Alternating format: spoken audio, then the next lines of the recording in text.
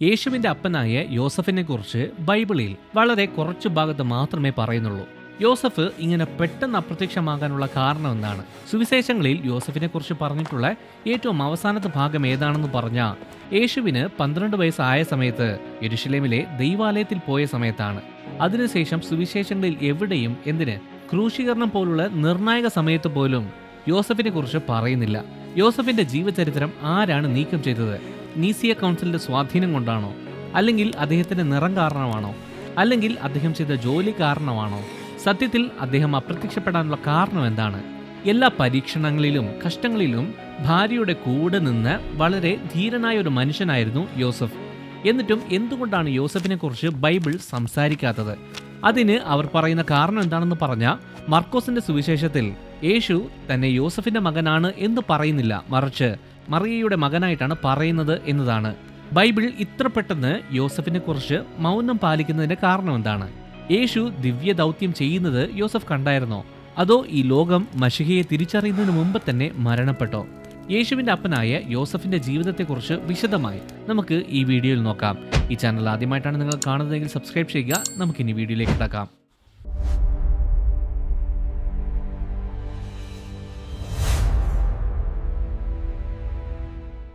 സുവിശേഷങ്ങളിൽ ഏറ്റവും അവഗണിക്കപ്പെട്ട കഥാപാത്രങ്ങളിൽ ഒരാളാണ് യേശുക്രിസ്തുവിന്റെ അപ്പനായ ഈ യോസഫ്. എന്നിരുന്നാലും യേശുവിലും മറിയയിലും അവർക്കുണ്ടായ മറ്റു കുട്ടികളിലും യോസഫ് ശക്തമായ സ്വാധീനം ചെലുത്തി എന്ന കാര്യത്തിൽ സംശയമില്ല. അദ്ദേഹം ചെയ്യുന്ന എല്ലാ കാര്യങ്ങളിലും നല്ല ഉറപ്പുള്ള ഒരു മനുഷ്യനായിരുന്നു. യേശുവിന്റെ അമ്മയായ മറിയയോട് അദ്ദേഹം കാണിച്ച സ്നേഹത്തിൽ നിന്ന് തന്നെ നമുക്ക് മനസ്സിലാകും. യോസഫിനെ കുറിച്ച് ബൈബിൾ വെറും 4 അധ്യായങ്ങളിൽ മാത്രമേ പറയുന്നുള്ളൂ. മാത്രമല്ല, യേശു ശുശ്രൂഷ ആരംഭിക്കുന്നതിന് മുമ്പ് തന്നെ യോസഫ് മരിച്ചു കാണുമെന്ന് വേദ പണ്ഡിതന്മാർ അഭിപ്രായപ്പെടുന്നുണ്ട്. ബൈബിളിൽ യോസഫിനെ കുറിച്ച് വളരെ കുറച്ച് കാര്യങ്ങൾ മാത്രമേ പറയുന്നുള്ളൂ. എന്നാൽ ഇസ്രായേലിലെ ജീവിത രീതികൾ എങ്ങനെയായിരുന്നു എന്നുള്ളത് മനസ്സിലാക്കിയാൽ യോസഫിന്റെ ജീവിതത്തെക്കുറിച്ച് നമുക്ക് ആഴമായിട്ട് അറിയാൻ സാധിക്കും. ആദ്യത്തേത്, യോസഫ് യഹൂദ ഗോത്രത്തിൽ നിന്നുള്ളവനാണ്. പ്രത്യേകിച്ച് ദാവീദ് രാജാവിന്റെ സന്തതിയിലുള്ളവനാണ് എന്ന് പറഞ്ഞാൽ അദ്ദേഹത്തിന് സിംഹാസനത്തിൽ ഇരിക്കാനുള്ള നിയമപരമായ അവകാശം ഉണ്ട് എന്നതാണ്. അതുകൊണ്ട് തന്നെ യേശു ഉൾപ്പെടെ അദ്ദേഹത്തിന്റെ സന്തതിയിലുള്ള എല്ലാവർക്കും ഈ സ്ഥാനമുണ്ട്. രണ്ടാമത്തത്, രാജകീയ വംശാവലി ഉണ്ടായിരുന്നു. എന്നാലും യോസഫ് ഒരു ദരിദ്രനായ തച്ചനായിരുന്നുവെന്ന് ബൈബിൾ നമ്മോട് പറയുന്നുണ്ട്. യോസഫ് പൊതുവെ ഒരു മരപ്പണിക്കാരനായിട്ടാണ് എല്ലാവർക്കും അറിയാവുന്നത്. എന്നാൽ ഇസ്രായേലിൽ മരങ്ങൾ അധികമില്ല, വളരെ കുറവാണ്. അവിടെയൊക്കെ കല്ലുകളാണ് ഒരുപാടുള്ളത്. ഏറ്റവും എളുപ്പത്തിൽ കിട്ടുന്ന സാധനവും അതുതന്നെയാണ്. ശരിക്കും പറഞ്ഞാൽ ഈ യോസഫ് കല്ലുകൊണ്ട് സാധനങ്ങൾ നിർമ്മിക്കുന്ന ഒരു പണിക്കാരനാകാനാണ് സാധ്യത എന്ന് ചരിത്രകാരന്മാർ അഭിപ്രായപ്പെടുന്നുണ്ട്. മൂന്നാമത്തത്, യോസഫ് ചെറുപ്പക്കാരനായിരുന്നുവെന്ന് നമുക്കറിയാം. സത്യം പറഞ്ഞ ജൂത ആചാരം അനുസരിച്ച് മറിയയെ വിവാഹ നിശ്ചയം ചെയ്യുന്ന സമയത്ത് അദ്ദേഹത്തിന് 17 അല്ലെങ്കിൽ 20 വയസ്സേ ഉണ്ടായിരുന്നുള്ളൂ. കുഞ്ഞുനാൾ മുതൽ തന്നെ യോസഫ് സിനഗോഗിൽ പോയി തോറയെക്കുറിച്ച് പഠിച്ചു. തോറയെക്കുറിച്ച് നല്ല അറിവുണ്ടായിരുന്നു എന്നും വിശ്വസ്തയോടെ ദൈവത്തിന്റെ വാക്ക് അനുസരിച്ചത് കാണുമ്പോൾ അദ്ദേഹത്തിന് തിരുവെഴുത്തുകളെക്കുറിച്ച് ആഴമായ ഗ്രാഹ്യമുണ്ടായിരുന്നു എന്നും നമുക്ക് മനസ്സിലാകും. യോസഫിന്റെ മറിയയുടെയും ജീവിത പ്രാധാന്യം നന്നായി മനസ്സിലാക്കാൻ വേണ്ടി പഴയ നിയമ കാലഘട്ടത്തെ വിവാഹ ആചാരങ്ങൾ എങ്ങനെയൊക്കെ ആയിരുന്നു എന്നത് മനസ്സിലാക്കേണ്ടത് വളരെ അത്യാവശ്യമാണ്. പുരാതന ജൂതമതത്തിൽ കല്യാണം കഴിക്കാനായിട്ട് 3 ഭാഗങ്ങൾ ഉണ്ടായിരുന്നു. ആദ്യം വിവാഹ നിശ്ചയം, രണ്ടാമത്തത് ഒരുക്കത്തിന്റെ കാലഘട്ടം, മൂന്നാമത്തത് വിവാഹ വിരുന്ന്. പൊതുവെ 11നും 13നും ഇടയിൽ പ്രായമുള്ള ഒരു സ്ത്രീയെ ഏകദേശം 17നും 20നും ഇടയിൽ പ്രായമുള്ള ഒരു പുരുഷനുമായിട്ട് വിവാഹ നിശ്ചയം ചെയ്യുമായിരുന്നു. ഇന്നത്തെ വിവാഹ നിശ്ചയവുമായി താരതമ്യപ്പെടുത്തുമ്പോൾ അന്നത്തേത് വളരെ പ്രധാനപ്പെട്ട ഒരു സംഭവമായിരുന്നു. വിവാഹ നിശ്ചയം ചെയ്തു കഴിഞ്ഞാൽ അവർ തമ്മിൽ വിവാഹം കഴിഞ്ഞതിന് തുല്യമാണ്. പക്ഷേ ആ ദമ്പതികൾ ഒരുമിച്ച് താമസിക്കില്ല. അതുമാത്രമേ ഉള്ളൂ വ്യത്യാസം. ഇന്നത്തെ കാലത്തെ കല്യാണം പോലെ അല്ല, വളരെ വ്യത്യസ്തമായിരുന്നു. അതിനുശേഷം രണ്ടാമത്തെ ഘട്ടമാണ് ഒരുക്കത്തിന്റെ കാലഘട്ടം. ഈ സമയത്ത് തന്റെ ഭാര്യയ്ക്കും ഭാവിയിൽ ഉണ്ടാകുന്ന കുഞ്ഞുങ്ങൾക്ക് വേണ്ടി വീട് നിർമ്മിക്കും. അതിനുവേണ്ടി പണം കരുതാൻ തുടങ്ങും. അതിനുശേഷം മൂന്നാമത്തെ കാലഘട്ടം, വിവാഹ വിരുന്ന്. അതിനുവേണ്ടി 2 വീട്ടുകാരും തയ്യാറാകും. ഇന്നത്തെ കല്യാണം പോലെ ഫുഡും ഡ്രസ്സും എല്ലാം കടയിൽ പോയി ആവശ്യമുള്ള സാധനങ്ങൾ വാങ്ങി ചെയ്യുന്നത് പോലെയല്ല. ഭക്ഷണത്തിന് വേണ്ടി എന്തൊക്കെ സാധനങ്ങളാണോ ആവശ്യം അത് അവർ തന്നെ വിളവെടുക്കും. വധുവിനും വരനുമുള്ള ഡ്രസ്സ് അവർ തന്നെ നെയ്തെടുക്കും. വിവാഹ സമയത്ത് ആവശ്യമുള്ള എല്ലാ കാര്യങ്ങളും അവർ തന്നെ ചെയ്തെടുക്കും.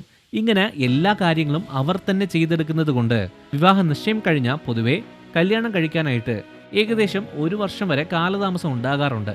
എല്ലാം തയ്യാറായി കഴിഞ്ഞ വരൻ തന്റെ കുടുംബം കൂട്ടുകാരുടെയും കൂടെ ഒരു വലിയ ഘോഷയാത്രയോടെ ടോർച്ചുകളും എണ്ണവിളക്കുകളുമായി വധുവിന്റെ വീട്ടിലേക്ക് പോകും. അതിനുശേഷം വരൻ നവവധുവിനെ അവന്റെ വീട്ടിലേക്ക് കൊണ്ടുപോകും. അവിടെ വിവാഹ വിരുന്നുണ്ടാകും. അങ്ങനെ വിവാഹം പൂർത്തിയാകും. വിവാഹ വിരുന്ന് ഭയങ്കര വലുതായിട്ടാണ് ചെയ്യുന്നത്.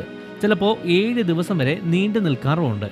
ശരി, ഇനി അവിടുത്തെ വിവാഹ ആചാരങ്ങളെക്കുറിച്ച് ഏകദേശം ഒരു ഐഡിയ കിട്ടിയല്ലോ. ഇനി നമുക്ക് മത്തായിയുടെ സുവിശേഷം വായിക്കാം. മത്തായി 1-ാം അധ്യായം 18-ാം വാക്യം ഇങ്ങനെ പറയുന്നു: എന്നാൽ യേശുക്രിസ്തുവിന്റെ ജനനം ഇവണ്ണമായിരുന്നു. അവന്റെ അമ്മയായ മറിയ യോസഫിന് വിവാഹം നിശ്ചയിക്കപ്പെട്ട ശേഷം അവർ കൂടിവരും മുമ്പേ പരിശുദ്ധാത്മാവിനാൽ ഗർഭിണിയായി എന്ന് കണ്ടു. മോശെ കൊടുത്തിട്ടുള്ള നിയമം അനുസരിച്ച് ഒരു യുവാവ് അവന് നിശ്ചയിക്കപ്പെട്ട വധു അവരുടെ വിവാഹത്തിന് മുമ്പേ തന്നെ ഗർഭിണിയായെന്ന് കണ്ടുകഴിഞ്ഞാൽ അവന് 2 ഓപ്ഷനുണ്ട്. ഒന്നാമതായി, അയാൾക്ക് അവളെ പരസ്യമായി വിവാഹമോചനം ചെയ്യാം. അതായത് കോടതിയിൽ പോയി അവൾക്കെതിരെ കുറ്റങ്ങൾ ചുമത്തും. തെറ്റുകാരിയാണെന്ന് കണ്ടെത്തി കഴിഞ്ഞാൽ അവളെ കല്ലെറിഞ്ഞു കൊല്ലും. രണ്ടാമത്തേത്, വരന് അവളെ സ്വകാര്യമായിട്ട് വിവാഹമോചനം ചെയ്യാം. മറ്റൊരു വിധത്തിൽ പറഞ്ഞാൽ അയാൾ അവളെ കുറ്റം ചുമത്തില്ല, മറിച്ച് വിവാഹം വേണ്ടെന്ന് വയ്ക്കും. ഇങ്ങനെ ചെയ്തു കഴിഞ്ഞാൽ അമ്മയുടെയും കുട്ടിയുടെയും ജീവൻ സംരക്ഷിക്കപ്പെടും. ഈ 2 ഓപ്ഷനുകളും നിയമപരമായിരുന്നു. യോസഫ് കരുണയുള്ളവനായിരുന്നു. അവളെ പരസ്യമായി അപമാനിക്കാൻ താല്പര്യമില്ലാത്തത് കൊണ്ട് രഹസ്യമായി അവളെ ഒഴിവാക്കാനായിട്ട് ആഗ്രഹിച്ചുവെന്ന് മത്തായി സുവിശേഷം നമ്മോട് പറയുന്നുണ്ട്. എന്നിരുന്നാലും യോസഫ് മറിയയെ വിവാഹമോചനം ചെയ്യുന്നതിന് മുമ്പ് കർത്താവിന്റെ ഒരു ദൂതൻ സ്വപ്നത്തിൽ യോസഫിന് പ്രത്യക്ഷപ്പെട്ട് മറിയയെ ഭാര്യയായിട്ട് സ്വീകരിക്കാൻ പറഞ്ഞു. കുഞ്ഞിന് യേശു എന്ന് പേരിടണം എന്ന് ദൂതൻ യോസഫിനോട് പറഞ്ഞു. യഹൂദ പാരമ്പര്യം അനുസരിച്ച് കുഞ്ഞിന് പേരിടണമെങ്കിൽ യോസഫ് യേശുവിനെ സ്വന്തം കുഞ്ഞായി ദത്തെടുക്കണം. നമ്മൾ ഈ വാക്യങ്ങളൊക്കെ പെട്ടെന്ന് വായിച്ചു പോകാറാണ് പതിവ്. പക്ഷേ യോസഫിന് ഈ കാര്യങ്ങളൊക്കെ ചെയ്യാൻ ഭയങ്കര ബുദ്ധിമുട്ടായിരുന്നു.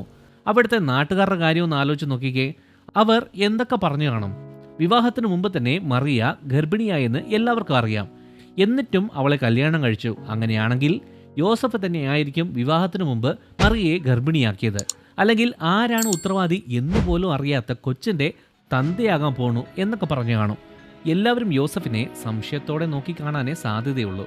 എന്നിരുന്നാലും യോസഫ് ഈ വലിയ പ്രശ്നങ്ങളെയൊന്നും ഒരു ബുദ്ധിമുട്ടായി തന്നെ കണക്കാക്കിയില്ല. ഉറക്കത്തിൽ നിന്ന് ഉണർന്ന ഉടൻ തന്നെ ദൂതൻ പറഞ്ഞതുപോലെ ചെയ്തു എന്ന് ബൈബിൾ വ്യക്തമാക്കുന്നുണ്ട്. മറിയയോടും ജനിക്കാത്ത മിശിഹയോടും യോസഫ് കാണിച്ച സ്നേഹവും അനുകമ്പയും സത്യത്തിൽ ഒരു വലിയ സംഭവമാണ്. ഇങ്ങനെ കല്യാണം കഴിച്ചതുകൊണ്ട് പൊതുവെ ചെയ്യുന്നത് പോലെ വിവാഹ വിരുന്ന് ആഘോഷങ്ങളെല്ലാം അവർക്കുണ്ടായിരുന്നോ എന്ന് ചോദിച്ചാൽ സാധ്യത വളരെ കുറവാണ്. യോസഫ് എന്തെങ്കിലും സംസാരിച്ചതായിട്ട് ഒരു സുവിശേഷങ്ങളിലും പറയുന്നില്ല. അദ്ദേഹത്തിന്റെ സാക്ഷ്യവും രേഖപ്പെടുത്തിയിട്ടില്ല. അദ്ദേഹം കാണിച്ച അനുസരണവും കരുണയും ദയയും സ്നേഹവും ചെയ്ത കാര്യങ്ങളും തന്നെ അദ്ദേഹത്തെക്കുറിച്ച് സംസാരിക്കുന്നുണ്ട്. യേശുവിന്റെ ശിഷ്യന്മാർ എന്ന നിലയിൽ ആശാരിയായ യോസഫിൽ നിന്ന് ഒരുപാട് കാര്യങ്ങൾ നമുക്ക് പഠിക്കാനുണ്ട്. 4-മത്തത്, യോസഫിനെ കുറിച്ച് ചില അപ്പോക്രിഫൽ പുസ്തകങ്ങൾ പറയുന്ന കാര്യങ്ങളെക്കുറിച്ച് നമുക്ക് നോക്കാം.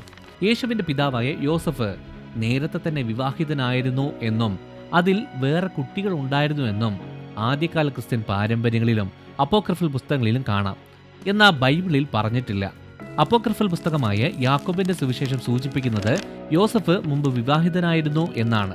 ഈ പുസ്തകം പറയുന്നതനുസരിച്ച് മറിയയുടെ ഭർത്താവായി ആകുന്നതിന് മുമ്പ് തന്നെ യോസഫിന് കല്യാണം കഴിഞ്ഞ കുട്ടികളുണ്ടായിരുന്നു. അവരെയാണ് യേശുവിന്റെ സഹോദരന്മാർ സഹോദരിമാർ എന്നെല്ലാം പറയുന്നത് എന്നും ആ ഭാര്യ മരിച്ചുപോയെന്നും പറയുന്നു. എന്ന് പറഞ്ഞ മറിയയുടെ നിത്യകന്യകാത്വത്തിലുള്ള വിശ്വാസം നിലനിർത്താൻ വേണ്ടിയാണ് ഈ വ്യാഖ്യാനം ഉടലെടുത്തത്. അതായത് യേശുവിന് ശേഷം മറിയയ്ക്ക് മറ്റു കുട്ടികൾ ഉണ്ടായില്ല എന്ന്. എന്നാൽ ഇതെങ്ങനെ സത്യമാകും? ശരി, പുരാതന ഇസ്രായേലിൽ വിവാഹം എങ്ങനെ നടക്കുന്നു എന്ന് നമ്മൾ നേരത്തെ കണ്ടല്ലോ. യഥാർത്ഥത്തിൽ ഇത് സത്യമല്ല. കിഴക്കൻ ഓർത്തഡോക്സ് സഭയിലെ പലരും യോസഫിന് മുൻ വിവാഹത്തിൽ നിന്ന് കുട്ടികൾ ഉണ്ടായെന്ന് വിശ്വസിക്കുന്നുണ്ട്. അവരെയാണ് സുവിശേഷങ്ങളിൽ യേശുവിന്റെ സഹോദരന്മാരെന്ന് മത്തായി 12-ാം അധ്യായം 46-ാം വാക്യത്തിലും മർക്കോസ് 6-ാം അധ്യായം 3-ാം വാക്യത്തിലും പറയുന്നത് എന്ന് പറയുന്നു. മറിയയുടെ നിത്യകന്യകാത്വം ഉയർത്തിപ്പിടിക്കുന്നതിന് വേണ്ടി കത്തോലിക്ക സഭ പഠിപ്പിക്കുന്നത് ബൈബിളിൽ പറഞ്ഞിട്ടുള്ള യേശുവിന്റെ സഹോദരന്മാർ ശരിക്കും പറഞ്ഞ പുരാതന ജൂത ഭാഷ അനുസരിച്ച് യേശുവിന്റെ കസിൻസോ അല്ലെങ്കിൽ അടുത്ത ബന്ധുക്കളോ ആകാനാണ് സാധ്യത എന്നാണ് പറയുന്നത്. എന്നാൽ പ്രൊട്ടസ്റ്റന്റ് വിശ്വാസികൾ വിശ്വസിക്കുന്നത് എന്താണെന്ന് പറഞ്ഞാൽ യേശു ജനിച്ചതിനു ശേഷം യോസഫിനും മറിയയ്ക്കും മറ്റു കുട്ടികൾ ഉണ്ടായി എന്നാണ്. ഇത് മത്തായി 1-ാം അധ്യായം 25-ാം വാക്യത്തെ അടിസ്ഥാനമാക്കിയിട്ടുള്ളതാണ്.